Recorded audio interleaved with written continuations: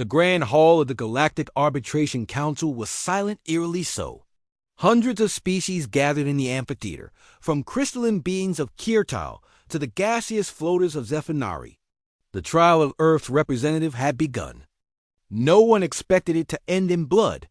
They had summoned Captain Eric Thorne, a decorated human soldier from Earth classified across the galaxy as a Class 12 Deathworld, a planet where even the plants try to kill you. To most species, Deathworlders were Miss Boogeymen used to scare children.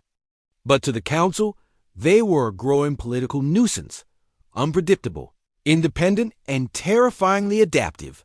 Thorne stood still in the center of the chamber, wrists bound in energy cuffs. His face was expressionless, but his eyes cold. Steel blue scanned everything. High Commander Jorvac of the Creel Dominion stepped forward. 7 feet tall, 4 arms, and clad in black military regalia, Jorvac considered himself above all lesser life, especially humans. You are charged with violating Council trade edicts by destroying an orbital refinery in Creel space. Jorvac growled, voice amplified through the chamber. Eric's reply was calm, measured. That refinery was using child labor. Human children. Abducted. I acted to rescue them. Gasps spread across the gallery. Jorvac snarled. You had no authority, no sanction. No, Eric cut him off. I didn't need one. Jorvac's 4 fists clenched. He walked up to Eric, towering above him. You primitive little ape. You will learn your place. Then he slapped him. The impact echoed Jorvac's claws raking across Eric's cheek. Blood flew. The audience froze. Eric didn't move. Then he smiled. A cold, dangerous smile that made seasoned warlords shiver. Timer, Eric muttered. Chamber AI obeyed. 5 seconds. Eric pulled his arms apart and the cuffs shattered like glass. The crowd gasped. He stepped forward. Jorvac opened his mouth to shout too late. Eric's hand blurred.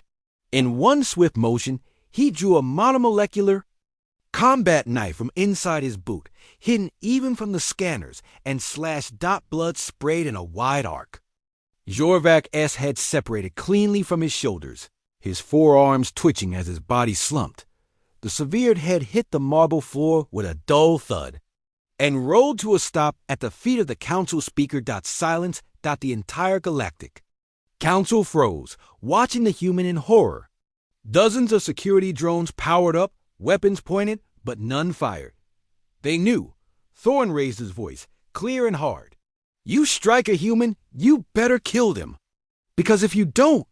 He raised Jorvac's blood-soaked head by the hair and turned to the gallery. We'll end you before your next breath.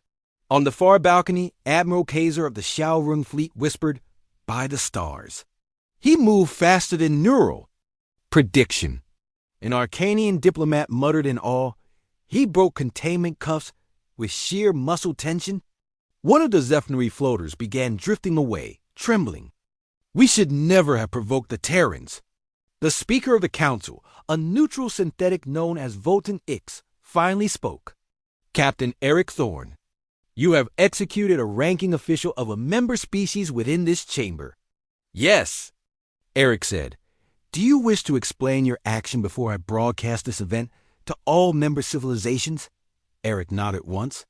Jorvac kidnapped 73 human children. He enslaved them for profit. My team retrieved 71. 2 died from exposure before we got there. I offered to bring this to trial. You dismissed the case as internal Creel politics. He looked around at every species. Humans don't do politics when it comes to children. Voltan Ix. Process for a full 2 seconds, an eternity for a machine mind. Noted. Then it turned its gaze outward. In accordance with Protocol 7B of the Galactic Justice Accord, a being from a death world is permitted immediate lethal retaliation if assaulted by a superior ranking official, especially under provable duress.